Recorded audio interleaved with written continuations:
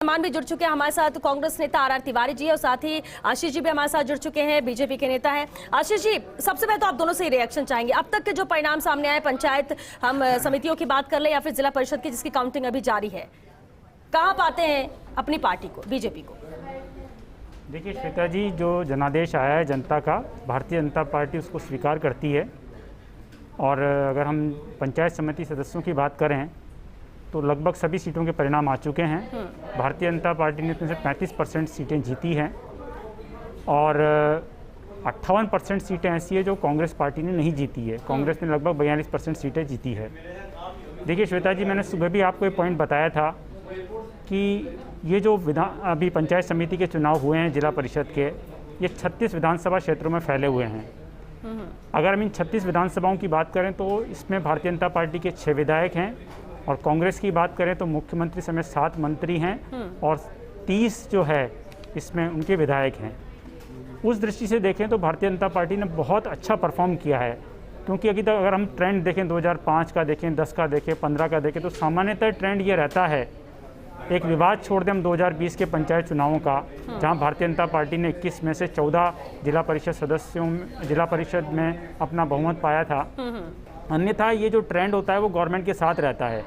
और इन 36 में से मात्र हमारे पास 6 विधायक थे, उसके उपरांत भी हमने 35% सीटें जीती है। और कांग्रेस के जिसके 80% से अधिक विधायक हैं, मंत्री हैं, उनके मात्र 42% सीटों पर सफलता मिली है। आशीष जी, बिल्कुल जो आंकड़े हैं वो तो ये बयान करते हैं कि कांग्रेस भले ही आगे है लेकिन कॉम्पिटिट बीजेपी ने अच्छा किया है, इसलिए ज्यादा डिफरेंस यहाँ पर नजर नहीं आता। जहाँ 205 कांग्रेस को तो 186 भारतीय जनता पार्टी को। हम जयपुर की बात कर रहे हैं। आर तिवारी जी, इन परिणामों को लेकर क्या कहेंगे? इससे भी और बेहतर कांग्रेस को उम्मीद थी या फिर जो परिणाम आए हैं वो ठीक है?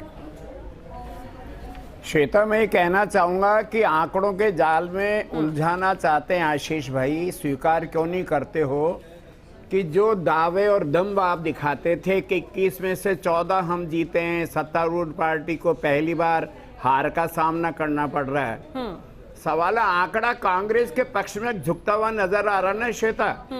और हम जयपुर जिले में हमारा प्रमुख बनाने की स्थिति में प्रबलतम रूप से हैं। 22 जिला पंचायतों में से हम 15 जिला पंचायतों के प्रधान बनाने की स्थिति में, जहां भारतीय जनता पार्टी के राज्य के अध्यक्ष जहां हैं, वहां पर आमेर की 2 पंचायतों में एक में इन्होंने स्पष्ट बहुमत प्राप्त किया। उसके लिए मैं बधाई देना चाहता हूं इनको। लेकिन आमेर में हम अपना प्रधान बनाएंगे, ये मैं दावा करता हूं। तो जो हमारे राजस्थान के बीजेपी के प्रदेश अध्यक्ष हैं, वो अपने विधानसभा क्षेत्र को क्लीन स्वीप नहीं कर पाए, जो मुख्यमंत्री का दावा करते हैं, जिनके बारे में भूपेंद्र यादव कह के गए कि इनके नेतृत्व में हम विधानसभा का चुनाव लड़ेंगे। तो आशीष जी, इस बात को मानो कि जनता का रुझान, लेकिन ठीक है, लेकिन राज्य में सरकार किसकी है ये भी तो मैटर करता है ना आर तिवारी जी, इसका भी तो असर होगा। भले आप बात कर रहे हैं यहाँ पर आमेर की। श्वेता जी, एक सेकंड, एक रिएक्शन लेते हैं। मैं तिवारी जी का ध्यान इस और आकर्षित करना चाहता हूँ कि अभी जो पिछली बार चुनाव हुए थे उसमें सीकर जिला भी था। सीकर में देखिए इनके प्रदेश अध्यक्ष भी हैं, शिक्षा मंत्री भी हैं, वहाँ जिला प्रमुख भी भारतीय जनता पार्टी ने बनाया है। और उनकी लक्ष्मणगढ़ विधानसभा की बात करें तो उनकी जो पंचायत समिति, वहां पे भी कांग्रेस को बहुमत नहीं मिला था। वो अलग बात है कि उन्होंने येन केन प्रकरण किस तरह से उन्होंने प्रधान बना लिया है। हमारी स्थिति बहुत अच्छी है। हमारे जो प्रदेश अध्यक्ष जी का जहां पर निर्वाचन क्षेत्र है उसमें भारतीय जनता पार्टी को एक में बहुमत मिला है और एक में टाई है। ऐसा नहीं कि हम आपसे पीछे रहे हैं। और आप देखिए आशीष भाई, वो जो निर्दलीय जीता वो हमारा ही है। देखिए अभी चुनाव, तिवारी जी चुनाव तो होने दीजिए, प्रधान का 6 तारीख को पता पड़ जाएगा किसका प्रधान बनता है। जो होगा सर स्पष्ट रूप से सामने आ जाएगा ना। अरे अभी भी स्वीकार नहीं करते हो, कोई बात नहीं। स्वीकार करने वाली क्या बात है?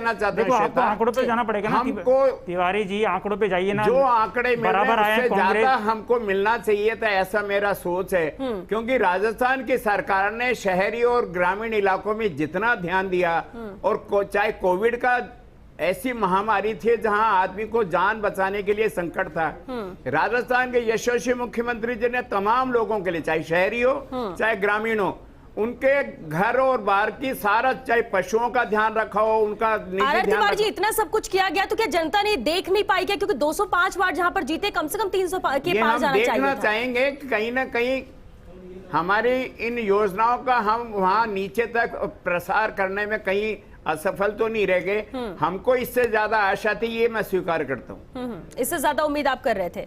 बिल्कुल, लेकिन चलिए बोर्ड आप बना रहे हैं, आपने कहा ज्यादातर जगह देख रहे हैं नेक टू नेक फाइट है, टाई हुआ है, या फिर 1-2 का डिफरेंस नजर आता है, वहां निर्दलीय जीत गए और आप कहते हैं निर्दलीय तो हमारे साथ ही हैं। कई जगह पे ऐसा भी है कि पहले ही बातचीत हो चुकी थी परिणाम आने से पहले और सपोर्ट लोग दे रहे हैं, इसलिए आप आश्वस्त है तिवारी जी मैं की कह रहा हूं बोर्ड बनाने के लिए सक्षम है कांग्रेस? श्वेता, हमेशा याद रखो सत्तारूढ़ पार्टी में ज्यादा बागी होने के चांसेस रहते हैं, क्योंकि उनको लगता है सत्ता का, जब राजस्थान में केंद्र हमारे सत्ता में है, राजस्थान सरकार कांग्रेस ये तो की पहले है, बोल रहे हैं, किसका तो असर होता है? प्रधान का चाहे वो पंचायत समिति का चुनाव, चाहे जिला परिषद का चुनाव, हर आदमी चुनाव लड़ना चाहता है और ज्यादा संकट सत्तारूढ़ पार्टी के साथ में। बिल्कुल तो ठीक ये है, जो इसी पर निर्दलीय जवाब है दीजिए, 200 से ऊपर, ठीक है, इसलिए उनमें से निर्दलीय बहुमत कांग्रेस के हमारा साथ जा रहा है। लेकिन एक बात बताइए, जो आप कह रहे हैं कि सत्तारूढ़ पार्टी होती है, जिसकी सत्ता होती है, उसका भी असर होता है, उसके साथ निर्दलीय या दूसरे भी जाना पसंद करते हैं।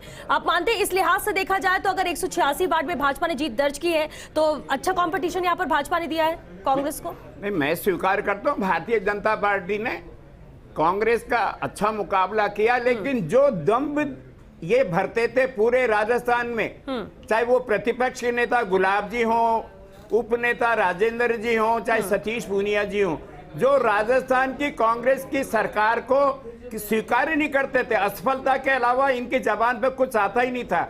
ये राजस्थान के 76 लाख मतदाता जिन्होंने पंचायत के चुनाव में भाग लिया, उन्होंने ये दिखा दिया कि आज भी चाहे शहर का मतदाता हो चाहे ग्रामीण का मतदाता हो, बहुमत में कांग्रेस के साथ में, जिसके नेता अशोक गहलोत जी हैं, जिनके नेता सोनिया गांधी जी हैं, इनको अपना अहंकार तोड़ करके जनता के बीच में जाना चाहिए। ये केवल बयानवीर नेता हैं, केवल बयानों के आधार पर कांग्रेस की आलोचना करते हैं। मैं कहना चाहता हूं कि श्वेता जी, मैं सुबह से आपकी रिपोर्टिंग देख रहा हूं फर्स्ट इंडिया की, और आपने भी इस चीज़ को ऑब्जर्व किया होगा, जहां भारतीय जनता पार्टी ने बढ़त ली है वहां पे बोला है कि भारतीय जनता पार्टी यहाँ बढ़त ली है।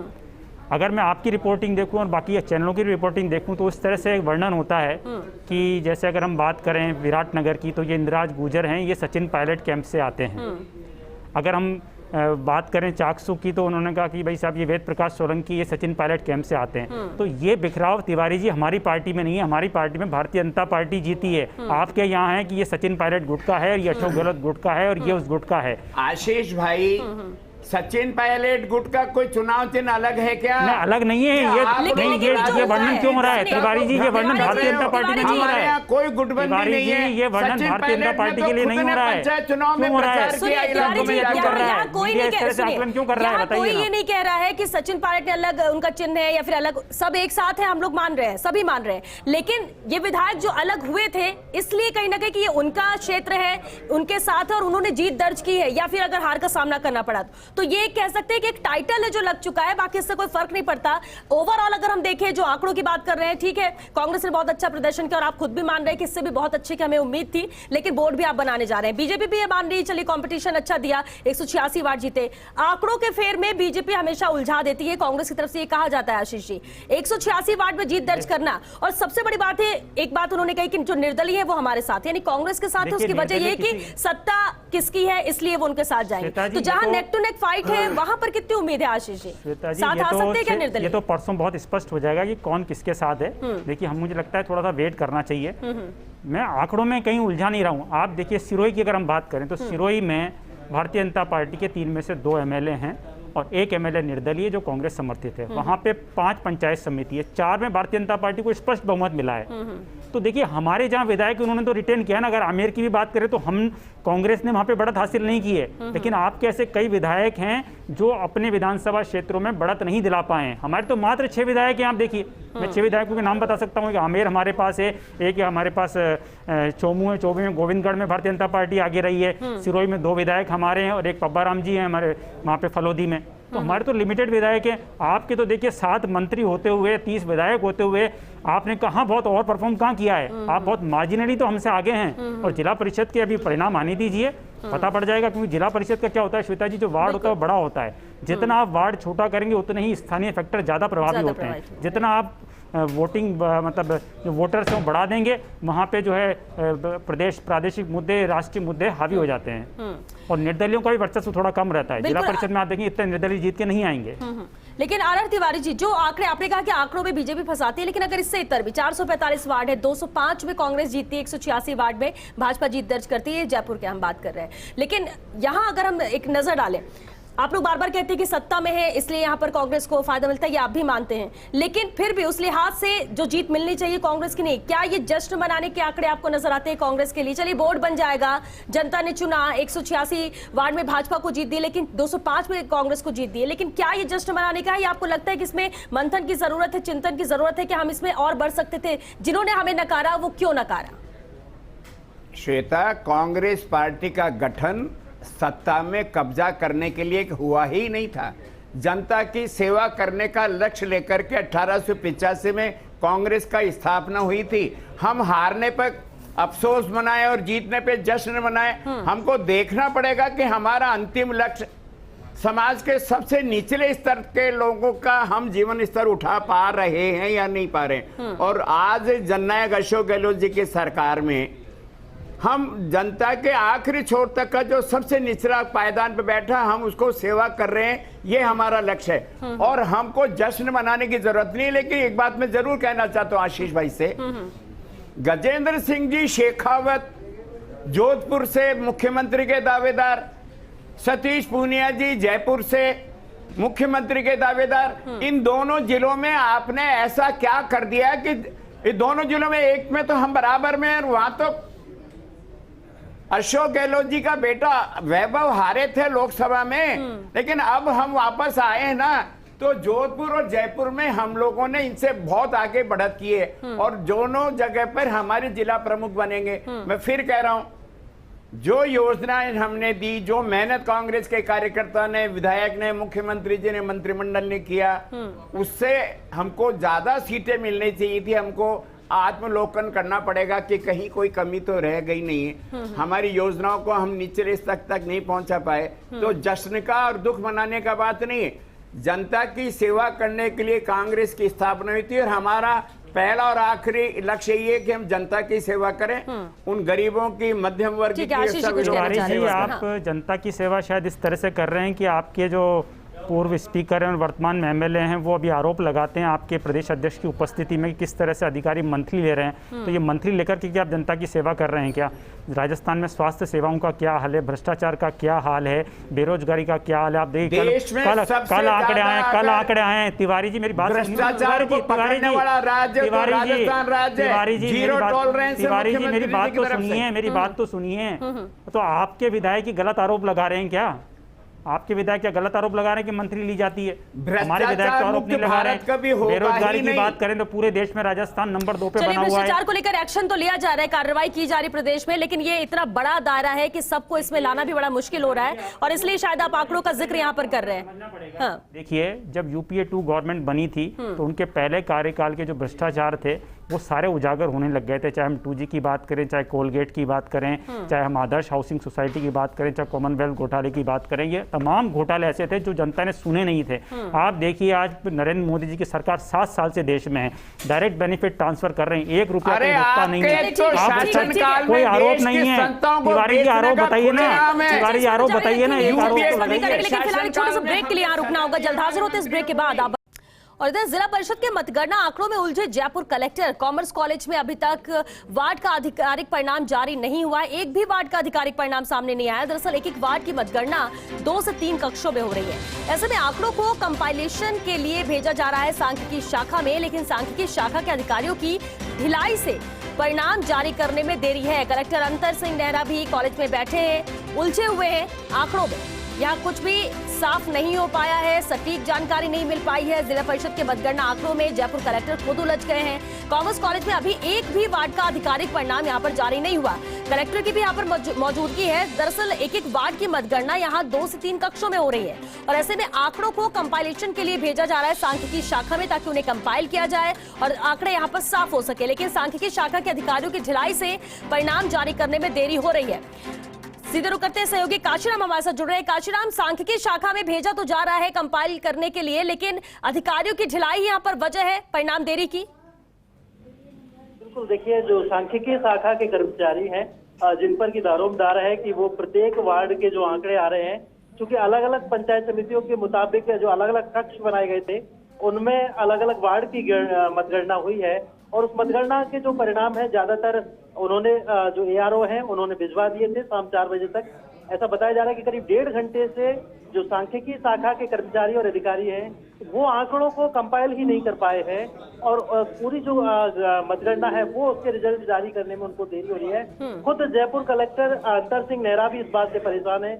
उनसे जब मीडिया कर्मियों ने थोड़ी देर पहले बात की है तो उन्होंने ये कहा कि सांख्यिकी शाखा के कर्मचारी लगातार लगे हुए हैं और कई फेज की जो गणना हुई है और अलग अलग जो कक्षों से आंकड़े आए हैं उनको कंपाइल करने में समय लग रहा है और उसी वजह से किसी भी वार्ड का परिणाम जारी नहीं हुआ है। आपको बता दें कि जयपुर का जो कॉमर्स कॉलेज है यहाँ पर कुल 33 वार्डों के जो परिणाम है वो जारी होने हैं। जिला परिषद के 33 वार्डों के परिणाम यहाँ जारी होने हैं और वो अभी तक एक भी वार्ड का आधिकारिक रूप से परिणाम जारी यहाँ से नहीं किया गया है। चलिए, इंतजार इन परिणामों को लेकर है। काशीराम, आप नजर बनाकर रखिए, आगे भी आपसे अपडेट लेंगे। फिलहाल के लिए आपका शुक्रिया इस पूरी बातचीत के लिए। आशीष जी, क्योंकि 200 में से अभी तक 27 के ही परिणाम आए हैं जिला परिषद की हम बात करें तो इसे लेकर क्या उम्मीद लगती है? पंचायत की तो तस्वीर साफ हो चुकी है।